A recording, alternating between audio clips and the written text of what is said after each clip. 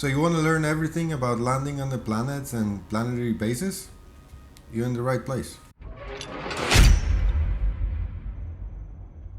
Hey, how are you? My name is Pete, and today I'm going to explain to you exactly everything you need to know about landing on the planet and planetary bases. So, by all means, this is not the only way you can do things, but it's the most consistent way that I'm going to show you. Once you get good at it, you can change things around, you can tweak it to your own liking, and you will know exactly what you're doing.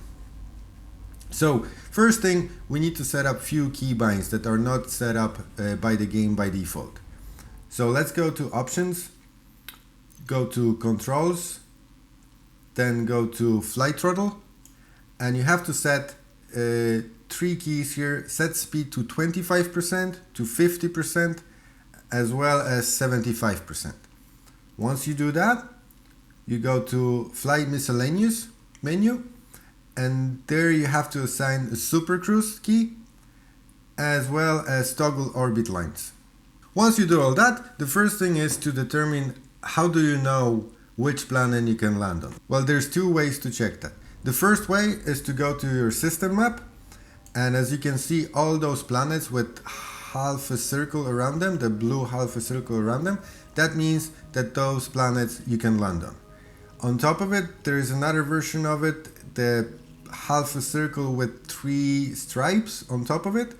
That basically means that there is a planetary base that you can land on that particular planet.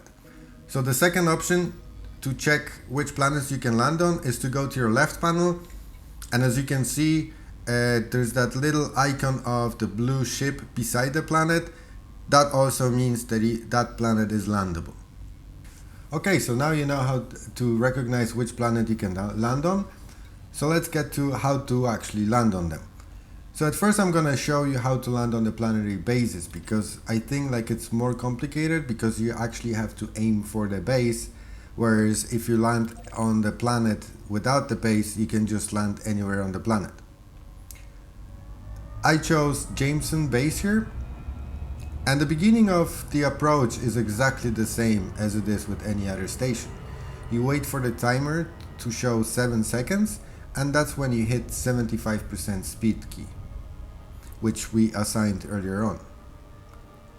Then you continue to approach the planet and pay attention to the units of the distance of the planets. As you can see here, I have in whatever distance but in light seconds, and once that units change to megameters, that's when you want to hit 50% speed. And generally try to approach the planet from the side. So as you can see here, I have the planet on my left side, but whether you keep it on the left or on the right, it doesn't really matter. But it makes it much easier than to approach it when the planet is below you or above you. It's just easier to see all the information you have on the screen. So once you get close to the planet, you need to aim for that blue circle, which indicates the orbit, the beginning of the orbit of the planet. And you want to keep it in the middle of your screen while you're orbiting the planet. And as you can see here, the Jameson base that I'm going for, the circle around it changed into that, changed the color, and it changed into that kind of dotted circle. That basically means that that base is on the other side of the planet that I am. So I need to orbit the planet in order to get to it. Now the best way to do it is just to aim for that blue circle around the planet, trying to keep it in the middle of your screen. That way you always keep the same distance from the planet while you're orbiting it. You don't get closer to the planet, you're not gonna get dropped off the orbit, you will just keep the same distance from the planet. And you keep aiming for that circle until the circle changes the color back to yellow again, and it becomes a full circle again, which indicates that you and the base are on the same side of the planet. Now at this stage you continue approaching in the same direction, trying to get the base a little bit closer to the edge of the screen. Whether you have it on the left or on the right, doesn't matter, as long as it gets till about 1/3 of your screen. That's when you hit 25% speed key and you start aiming for the base directly.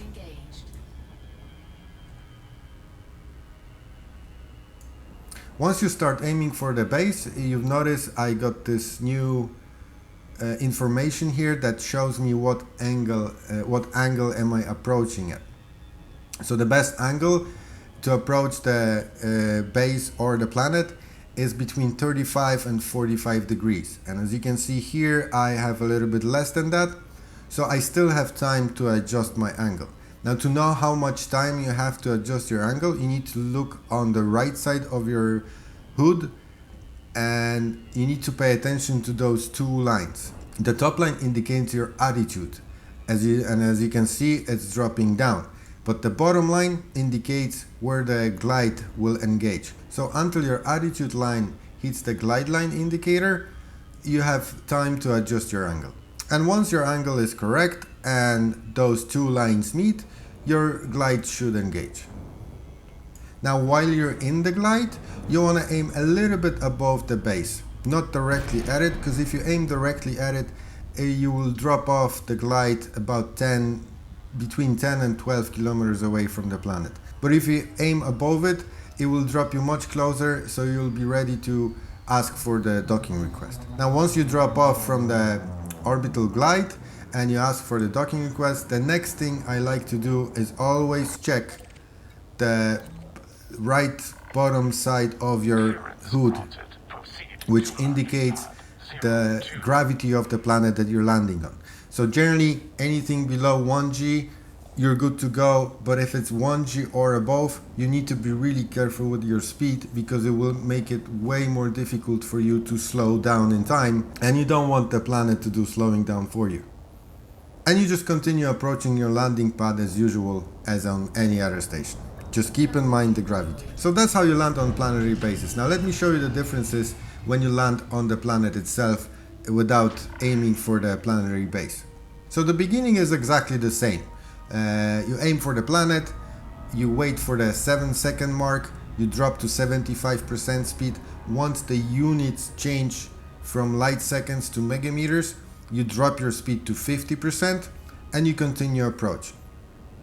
As well, remember about the angle. You want to keep it between 35 and 45 degrees. Make sure you hit the 25% speed before you start adjusting the angle, and just wait for the glide to engage. Once you come out of the glide, first thing you have to look out for is again the gravity indicator. So again, if it's below 1G, you're usually good to go, but if it's 1 or above 1G, you really need to be careful with your speed. Then you want to get to about below 100 meters altitude, which it indicates on the right side of the screen here.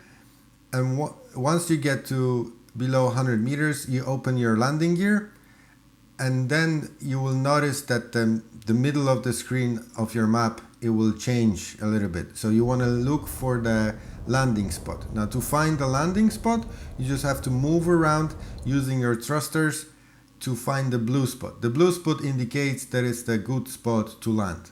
And as you can see here, I found the perfect spot, but I was already aligned. So I just want to show you what happens when your ship is not aligned. As you can see, it will give me that indicator which way I need to turn my ship in order to align it perfectly. And then slowly just touch your down thrusters, nothing else. Remember, the bigger the gravity, the slower you want to approach the planet. And once you land, you keep holding down on your down thrusters, and that will switch off your engines. And then you can go into SRV if you have one. I don't have one here, but that's how you do it. Now, to leave the planet, first you need to switch on your engines. So to switch on your engines, you hold up on your up thrusters, and you get that little animation indicating that your engines are powering up. Once the engines are powered up, you lift off. Don't forget your landing gear. And then you want to aim for 90 degrees angle. When you aim for the 90 degrees angle, that would put you perpendicular to the planet. And then once you leave the mass lock, you see that little icon on the right here. Once that disappears, it means that you're safe to engage your super cruise. And once you hit the super cruise button, you will see the escape vector exactly in front of you. Now, the reason why you want to use your Super Cruise button instead of the normal FSD button is in case you have a route plotted to the next system, and that system is on the other side of the planet that you're living at, that will show you the message that it's impossible to jump there because the planet is in the way. So that's why you want to use your super cruise first to jump into super cruise, and then you can fly a little bit away from the planet, and then the planet won't be in the way anymore and you will be free to jump to another system. Now you might get lucky sometimes and the system you plotted your route to is right in front of you when you're leaving the planet. That's great. You can use your FSD then and you can skip the super cruise step, but you have to keep in mind that if your ship is particularly hot or your build makes the ship hot, it will heat up very quickly and it might damage some modules of your ship. So keep that in mind. The safest option is always to use super cruise first, fly away a little bit from the planet, and then hit the FSD. So that's how you land on the planet and that's how you start from the planet. I hope you find this video useful. If you did, please give it a like and consider subscribing, and I'll see you in the next video.